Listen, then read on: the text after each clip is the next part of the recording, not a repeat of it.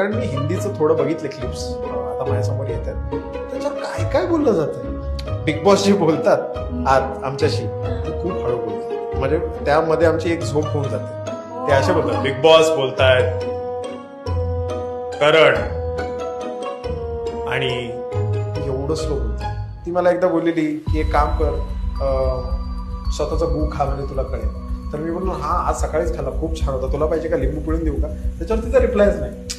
तुम्ही चुकीचे ठरतात हे आतून वाटायचं, पण आता मला बाहेरून वाटतंय नाही, बिग बॉस नेहमी बरोबर नसू शकतो, तुम्ही पण बरोबर असू शकता, भाऊ नेहमी बरोबर नसू शकतो, तुम्ही पण बरोबर असू शकता. पण पहिल्यांदा असल्यामुळे ते त्यावेळी असं ब्रेन वॉश होतं की बिग बॉस भाऊ बोलले म्हणजे बरोबर बोलले. आता बाहेरून कळतं भाई कोणच बरोबर नाही बोलत, आपणच बरोबर होतो. असं कधी फीलच नव्हतं झालं कोणासाठी की मला तुला जो त्रास होतो हे बघून मला त्रास होतो, हे नाही बघायचं तयार. मला हे बघून मी अजून टचलोय की माझं बाहेर जाणं बरोबर होतं का. म्हणजे मला असं वाटतं की आता मला स्पॉट बॉय म्हणून आठ टाका,